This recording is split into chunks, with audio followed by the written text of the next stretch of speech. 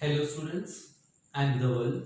In my previous lecture, I had discussed about Unit 1 first poem, that is Dust of Snow by Robert Frost. In this video, I am going to discuss about the second poem of our first unit, that is Fire and Ice, again by Robert Frost. Fire and Ice is a short symbolic poem. How? So, let me read out the poem and explain to you. Some say the world will end in fire, some say in ice. From what I have tasted of desire, I hold with those who favor fire. But if it had to perish twice, I think I know enough of hate to say that for destruction, ice is also great and would suffice. So, in this poem, there are some important words, that is perish. Perish means to die or to end. Then it is suffice. Suffice means to be sufficient or to be enough.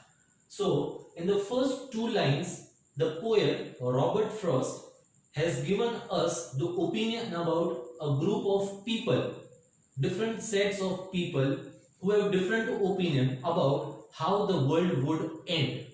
Then in the later paragraph, the poet himself has given his opinion about how the world will end.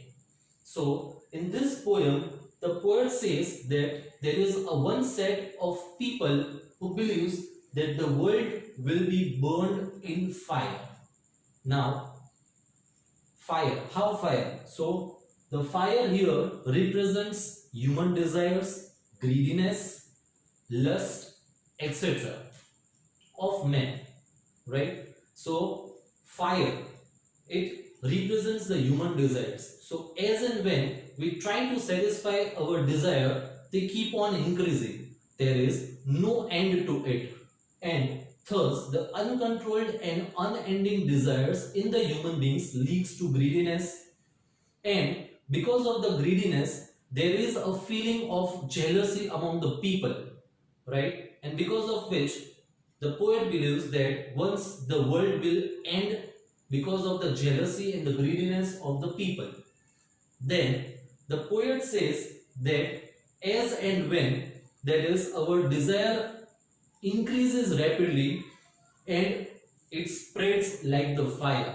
Our poet Robert Frost also favors the people in the poem, right? He favors the people who says that the world will end by fire, because in my opinion, I think that Robert Frost himself has seen that how the World War took place because of the greediness, because of the desire of the countries to increase their power or to become more powerful. That is the hate, greediness among the countries, the desire among the countries, which led to the World War and which led to the destruction. Now, in the second paragraph, the poet says that if due to any reason the world survives, and if there is a second possibility of how the world will end, then he says that it will end by ice. Ice represents here human hatred. Ice represents rigidity, of course. So we can say that human hatred is very destructive, and we can also say that it can be called as a silent killer, right? So human hatred can also be called as silent killer. Ice has the quality of freezing everything. Similarly, human hatred can freeze the emotions and feelings of the people. The person who has hatred towards the other people, his feelings and emotions get freezed away, and he or she becomes inconsistent or indifferent towards the feelings of the other people, right? So in the similar way, the ice, as it has the quality of freezing away, we can say that if the people around the world their feelings and emotions get freezed away, and if they start hating the other people of the world is for sure going to end, right? So I'll give you one example. Many a time when I teach in the class, I give this example that some students, when a teacher scolds him or her, they develop a feeling of hatred towards the teacher, and then that hatred turns so much negative that they try to hurt the teacher in some or the other way, which is very destructive or which is not good at all. Okay, now I'll explain you the rhyming scheme of this poem. This poem has 9 different lines which we can divide into 3 parts each, right? First line says, some say the world will end in fire. So here fire, desire, fire, right? We can give it the name A. Then here it is ice, twice, ice, suffice. So here we have written B, and the third is hate and great. Okay, so first 3 lines, that is 1, 2 and 3. So it is A, B, A. Here it is.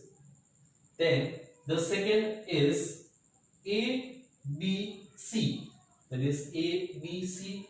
And the third is B, C, B. This is the rhyming scheme of the poem. At last, I would like to conclude the poem by saying that in this poem, the poet says that if the people around the world start limiting their desires and hatred, limiting their desires or hatred means if the desires of the people are limited, if they're restricted, if there is a limitation on it, and if the people starts loving others, if they stop hating the people, then our world itself will become a heaven. Then there will be no such thing like world wars, there will be no such thing like fight, and there will be peace, love everywhere, and this world itself will become a heaven. Thank you so much for watching my video, and if you have any queries, please comment in the comment box given below. Thank you.